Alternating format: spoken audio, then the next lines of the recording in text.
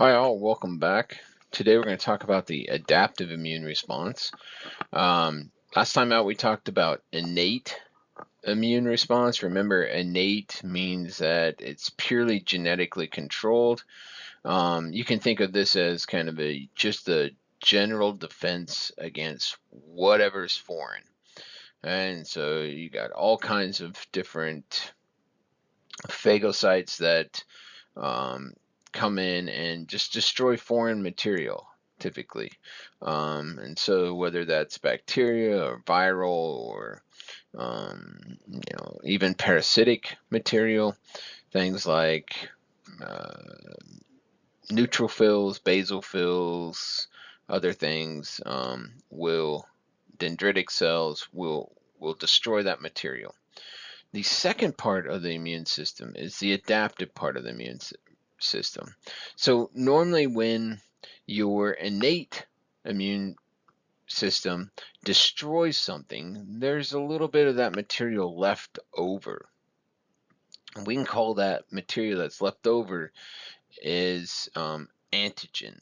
Okay, so typically this is protein based, but it could be protein and carbohydrate.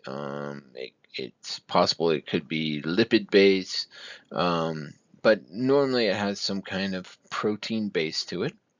And that's going to be presented to your adaptive immune cells. And so there's a couple different adaptive immune cells. You have T cells and B cells, and we're going to cover the T cell B cell situation in this lecture.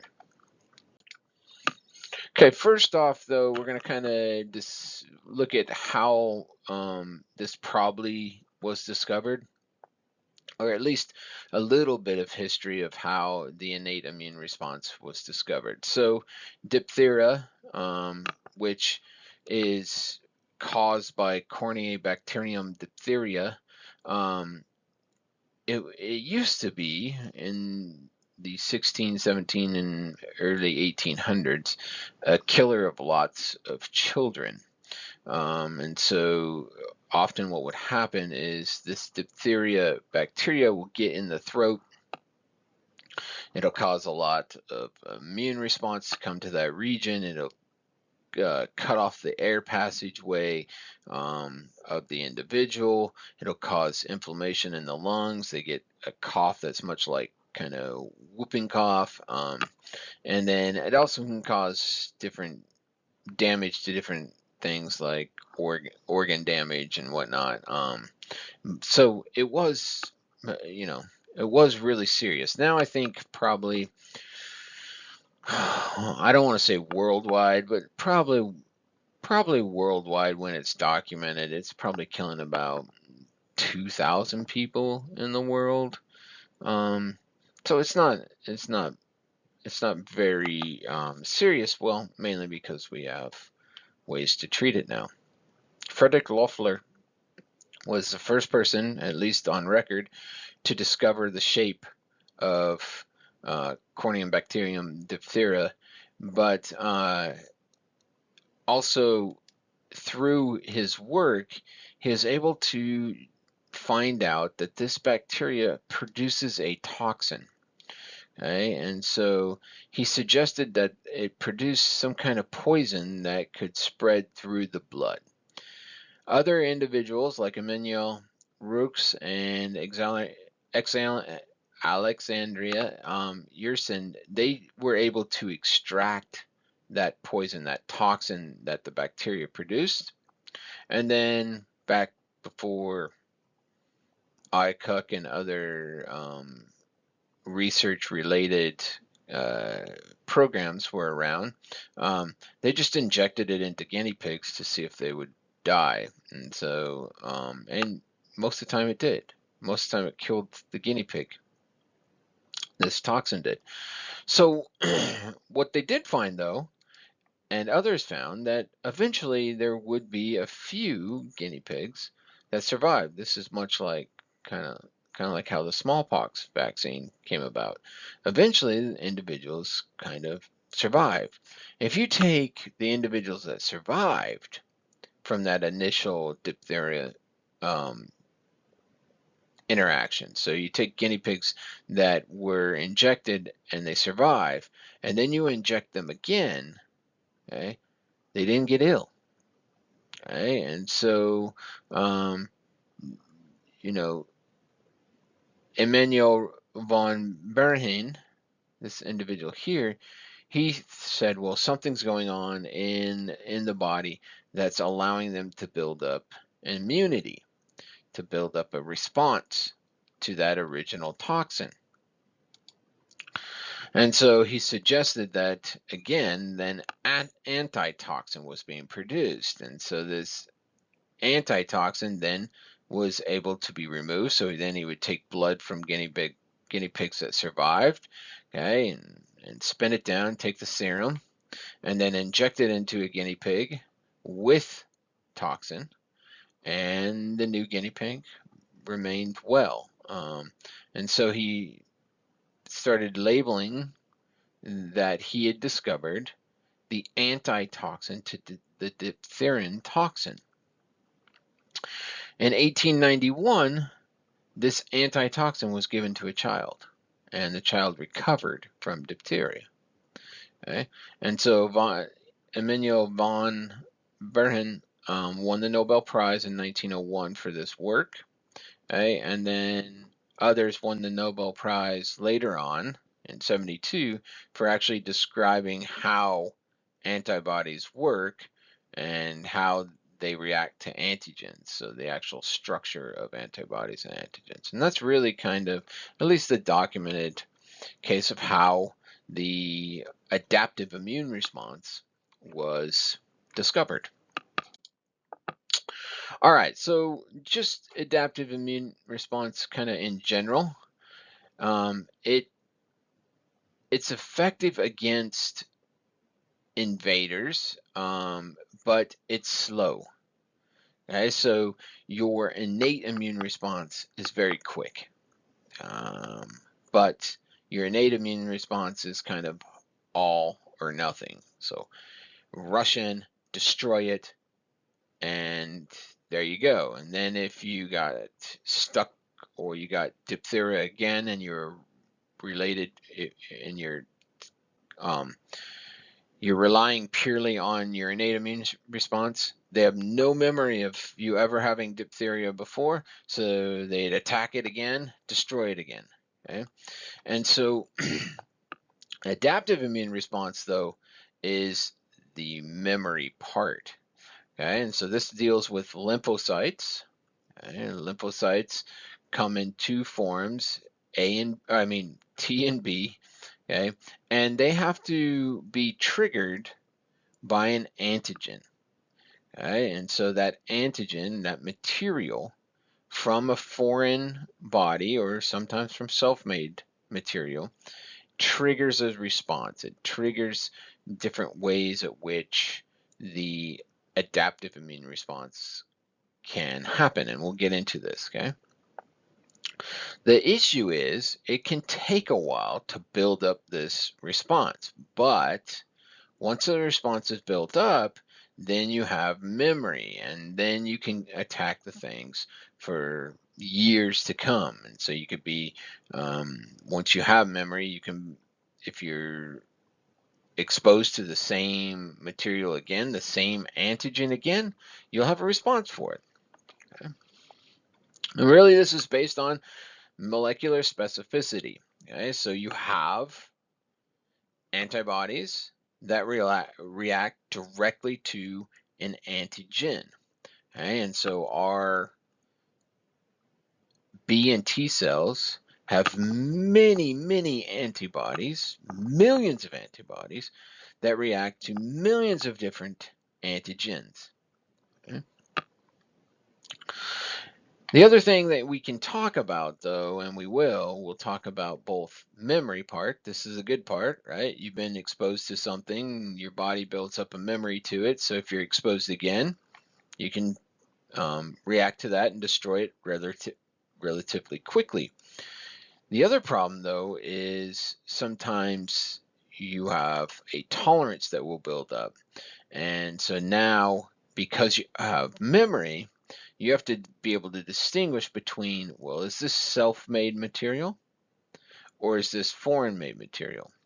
And we'll get to kind of how that's done, how the thymus determines whether it's self-made or memory-made.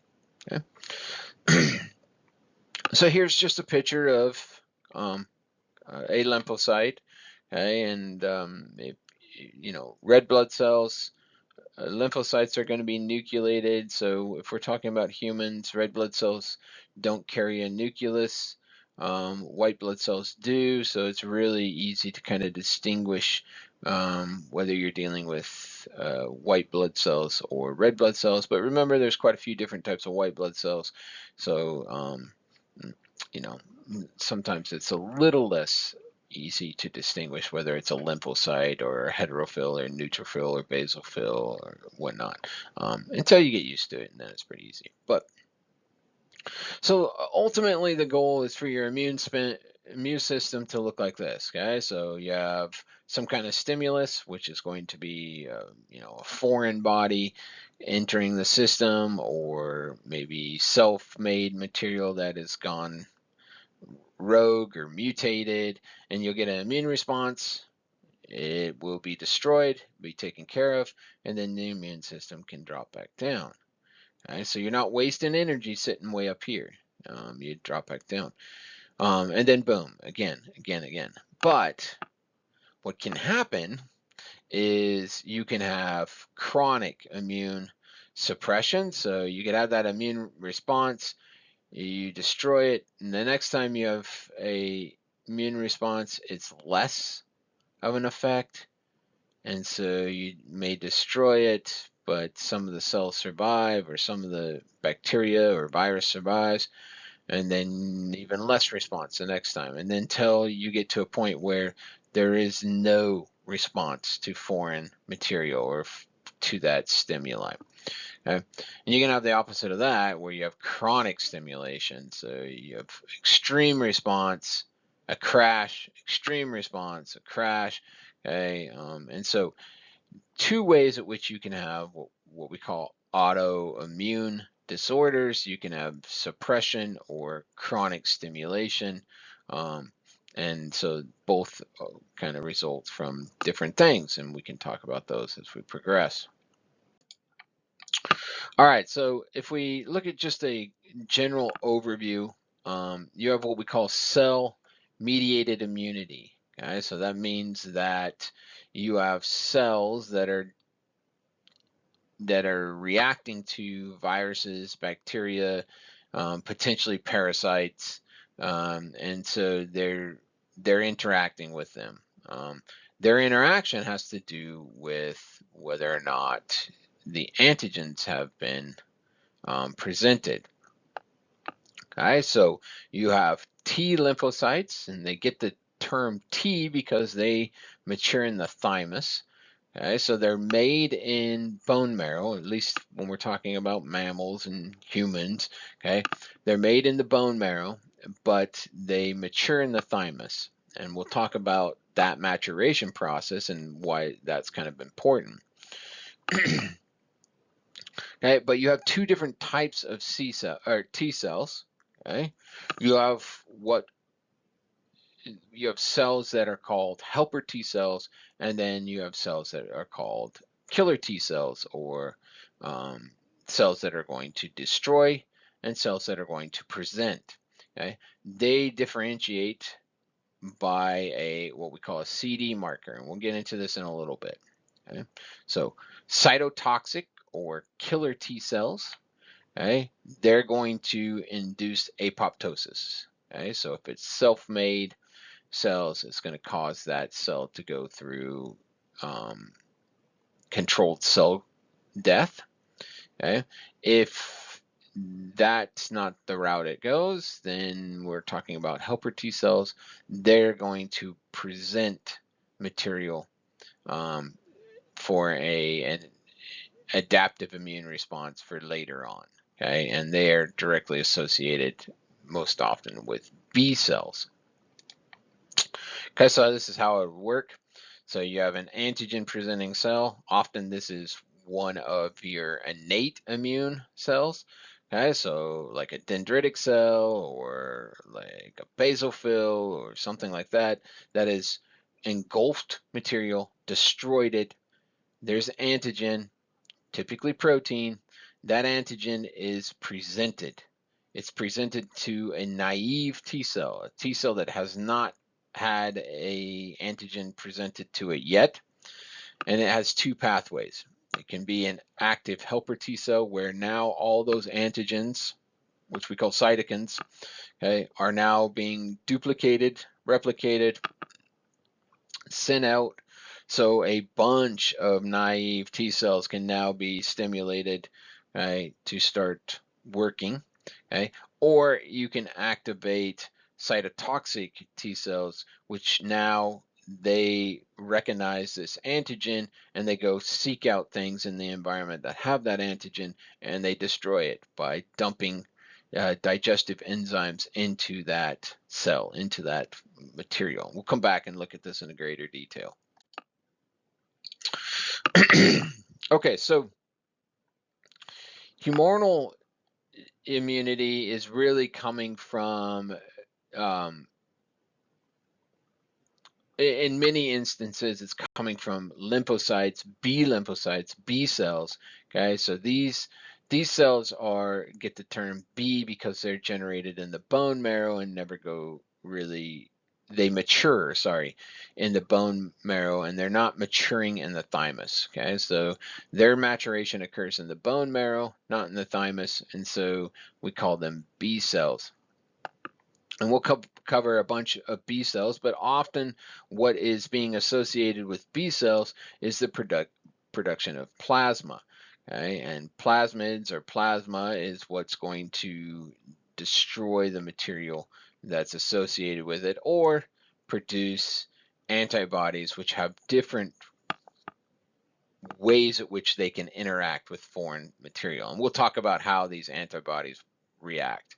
Okay, antibodies are directly associated with a specific antigen. So it's kind of a one for one, even though they're a Y-shaped protein, and at the tips of these Ys are where we're going to have activation sites where the antigen will bind. Each Y will bind to the same antigen. We'll cover this here in a second. Okay, so it's one antigen, one antibody situation for the most part. Okay? So let's look at how this works. Innate immunity, we already talked about it. Remember, you have these macro white blood cells, these big white blood cells that typically go through phagocytosis. So they engulf things and they destroy them by digestive enzymes, which they carry inside. The material that's been destroyed would be broken up into pieces. Okay? Some of those pieces become antigens, okay, important for response. Those antigens are, again, protein based most often, but other things can be attached to it. They're presented to naive cells, naive T cells. Okay, you can be a naive cytotoxic T cell, you could be a naive helper T cell. If you're a naive helper T cell, okay, once you're presented with the antigen, you become associated with that antigen. This cell is associated with that antigen, okay, and is now going to stimulate the production of B cells. The B cells will stimulate the production of plasma cells, which stimulate the production of antibodies against that original antigen. And then we'll talk about what those antibodies can do. If you're a naive cytotoxic T cell, okay, then you become a cytotoxic T cell that's based on that original antigen that's presented. And now you find that antigen in an infected cell, either inside, like a virus that's inside, or this is a bacterial cell, okay, and then you dump typically material that's either going to destroy the cell or cause the cell to go through apoptosis, cell controlled cell death. Okay. All right, let's look at these antigen receptors real quick. All right, so again, When you think of T cells and B cells, okay, T cells, thymus, B cells, bone marrow, okay, but then think about, we're talking about antibodies that are associated with literally thousands upon millions of different antigens that are out there, okay. The antigen is going to bind to a binding site, okay. I think I have a picture of it. Yeah, so normally that binding site or that binding region, okay, so we in descriptions we often show it as a Y because it's got these two fab regions. Um, these fab regions differ based on the different antibody. And so lots of different types of antibodies. They differ basically just in the Fab region. The FC region is consistent, okay, and normally uniform for that organism, but the Fab region differs, especially the antigen binding site.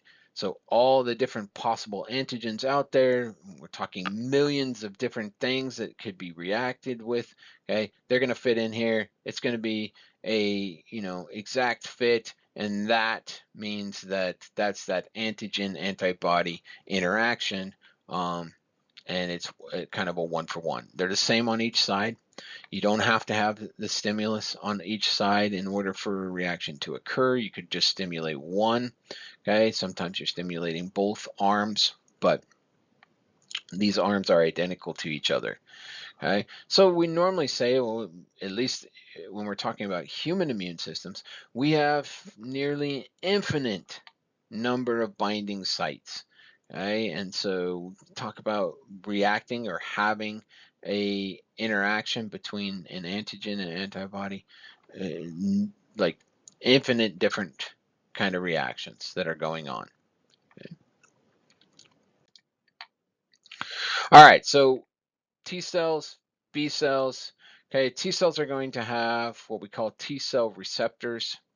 Okay, they are going to bind to antigens, okay, normally associated with one's own body cells. Okay, and so there are two ways at which this can happen. Again, we already talked about this, but a little more detail. You can have cytotoxic T cells. Okay, so these are the ones that are going to cause apoptosis in the cell that's being infected, or cells that are being infected. Okay, they're going to have what we call CD8 markers. Okay, that's their T cell receptor. It's called a CD8 marker, or at least it's guided by the CD8 marker, so it's part of a complex. If it's a helper T cell, it's going to be a CD4 marker. All right, so this is how we distinguish between whether the individual is producing a bunch of cytotoxic T cells or a bunch of helper T cells is based on, well, what markers are present, CD8 or CD4. B cells, on the other hand, they bind up to free antigens. Okay, so they don't need helpers or guide molecules. Okay, they just bind to free antigens that are in the system. Okay, and they normally associated with kind of that two-arm system that I talked about before. So here you have T cells. They don't have that Y antibody. Okay, they have a receptor, a CD marker, okay, determining whether it's a cytotoxic T cell or a helper T cell, and they're going to be presented with that material. So this has to be presented by a dendritic cell. Normally it's some part of the innate system is going to present this material directly to a T cell. Okay, that T cell will then be stimulated for either cytotoxic response or a helper response. The B cell, okay, you just got all these antigens floating around, and these antibodies are directly associated with a specific type of antigen. So you got a bunch of B cells floating around in your body, and they're not doing anything until an antigen reacts to the antibody. All right, so let's talk a little bit about tolerance. Okay, so when we're talking about tolerance, there's a couple ways that your body deals with self-made material. Of course, we know about autoimmune diseases, which often are the result of your immune system attacking yourself. Okay, there are ways at which we get around this, or naturally ways that we control for this. Okay, so you have what we call central tolerance. Right, and that has to do with where the T cells and B cells are being made. Okay, and immature T cells, remember, they mature in the thymus. Okay, B cells mature in the bone marrow, but both can be eliminated if they're recognizing self or having an immune response to self-made material. And I'll cover it here more. Okay, so you have this central T cell tolerance. Okay, so material is being made in the bone marrow. Okay, then it's being pushed to the thymus. Okay, the thymus, inside the thymus, what's occurring is you have MHC molecules that are presenting material to the immature T cells. Okay, so it comes up, presents it the material. If that immature T cell doesn't respond to it at all, that cell is destroyed. Okay? It goes through apoptosis. Okay? If it presents it and then you have a really strong negative selection, okay, the cell goes through apoptosis. If you have a positive selection, okay, and so that cell binds positive selection, okay, then that cell survives. And so this is what's going on inside the thymus. Okay, so individuals that have autoimmune disorders or diseases, many times they have an issue with their thymus. And so the thymus is, maybe it has a tumor, it's not working correctly, and so they don't have the capability of doing this. And normally, if they have cells that are destroying their own cells, that's typically what we see, like Musgrave syndrome and things like that, where your cells are destroying all your acetylcholine receptors, so your muscles can't fire. Right? That's because they have a strong negative selection, and they're starting to destroy self-made receptors, self-made regions. Peripheral tolerance really has to do with the lymph nodes. Okay? And so this is just another check.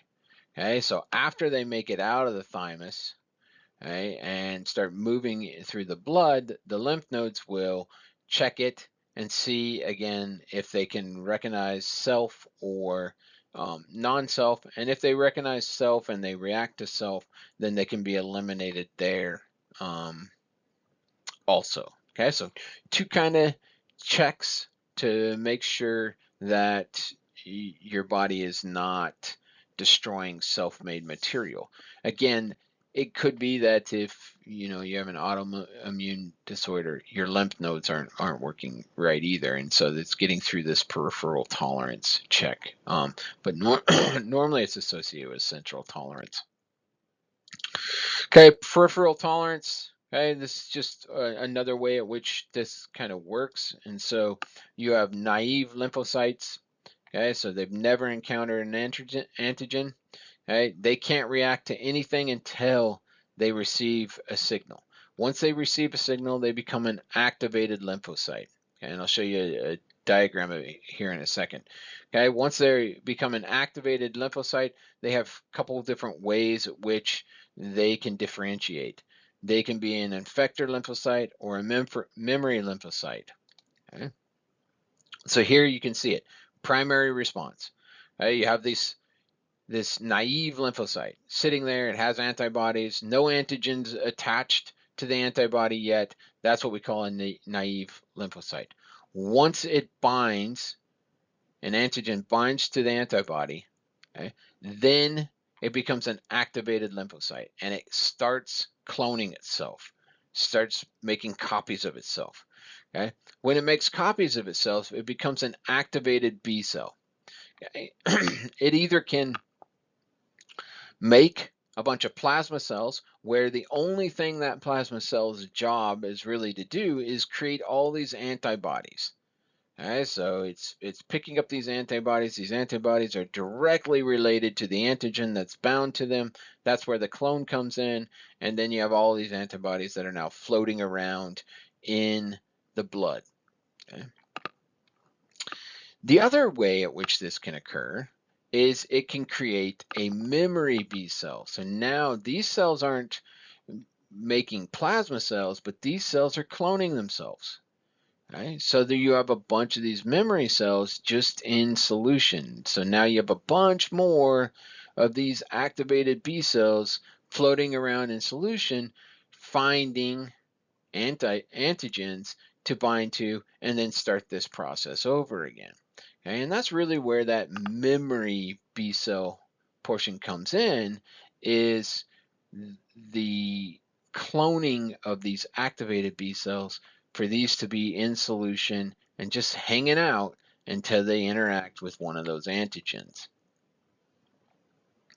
Okay, and so that really is where we get that primary response. Primary response is you have these antigens that are floating around, normally because of your innate immune system has destroyed some foreign body and released it or brought it in to the T cells, and the T cells have then had a response to it and then released a bunch of antigens based on that, and then your B cells can pick it up, create memory, and once you've created memory, um, in many cases, okay, the way we hope it works is then if you're presented with that antigen again, so you get that bacterial infection or that viral infection again, your innate immune system destroys it, presents it, and then your memory B cells are like, we've seen this before, boom, and now they're all over it, and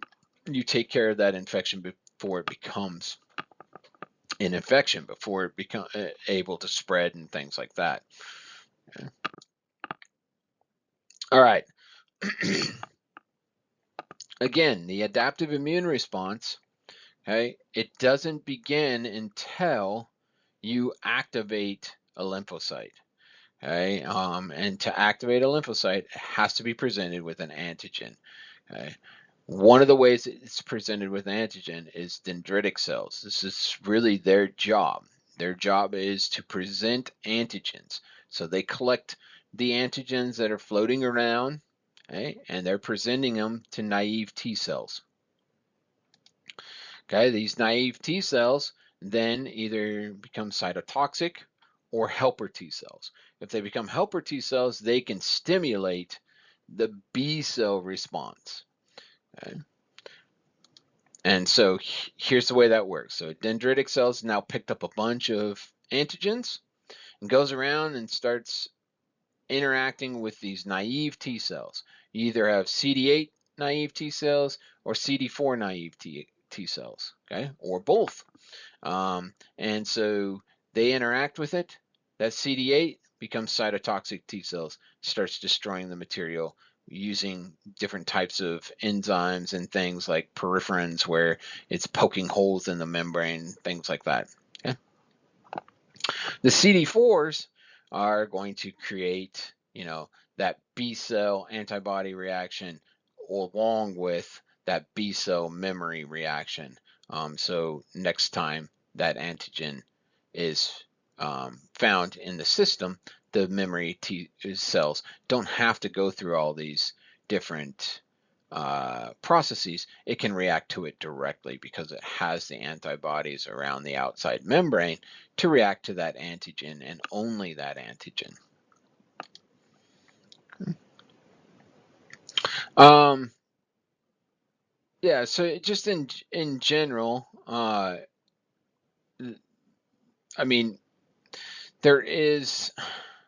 We're not going to dive into it too deep, but there is this MHC complex that's associated, like MHC1 and MHC2 will determine kind of what group of cells they're going to interact with, whether they're going to interact with CD8s or CD4s.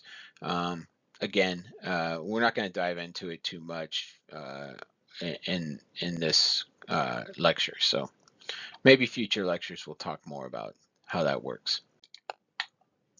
Okay, so now you've produced all these antibodies, and what are you going to do with it? Okay, and that's where these antibodies really come in, is they have many different ways to deal with foreign material. Okay, so you can have what we call neutralization. Okay, and neutralization is you just prevent that thing from doing anything. It can't penetrate a cell. If it's a virus, it can't penetrate a bacteria cell and reproduce. If it's a toxin, there's no binding. So it's basically you just bind it up, okay? And you just cover it. It can't do anything, and then it gets dislodged through mucus or through different ways of getting rid of waste. So neutralization, pretty self-explanatory. Opsonization, this is another way that kind of involves that innate immune response and the adaptive immune response. So you produce all these antibodies. These antibodies are flowing around, okay, and they grab onto something like a bacteria and attach to it, and then that entices some of your innate immune system to come and phagocytize that material. So it's basically a way to control both the bacteria from reproducing more, but also entice the innate immune system to find that material and engulf it and destroy it. Complement. Hey, this is a classic way and a very, very familiar way for foreign bodies, especially bacteria, to be dealt with. Okay, the antibodies will attach to the bacterium, and then they produce what's called a complement protein, or a complement protein will attach to it. That complement protein lyses the foreign cell material.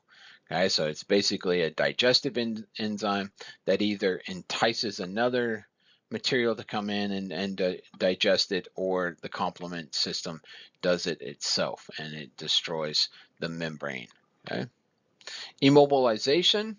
Okay, another way, so lots of bacteria have flagellum or pili or cilia that they move around with, and so you can have these antibodies attaching to the flagellum, so now they can't move.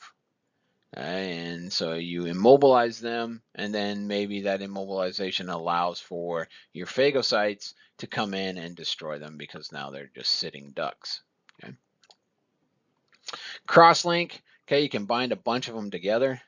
Okay, so you link bacteria together, so now something that might not be a chain bacteria, you chain them all together into a big clump, and then that clump can be dislodged through mucus and other things, and get rid of it, get rid of it out of the body, or phagocytized by something like this. Okay, and then of course you have cytotoxicity, or ADCCs.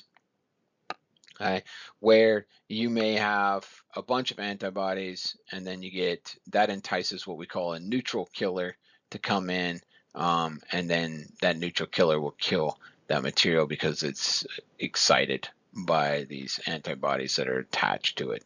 Okay, so quite a few different ways that those antibodies are reacting to foreign material, all of which, again, is part of this adaptive or learned immune response, because of the original innate immune response, where they presented antigens that are generating these antibodies against, so the antibodies can now react to anything that has that antigen present on the outside surface. That's normally why it's bacteria or protein related antigens, is because a lot of bacteria and viruses, on the outside of them, there are many proteins that are sticking out, and those antibodies can just attach to those proteins, and then you can get complement or phagocytosis or whatever occurring. Okay. All right. Until next time.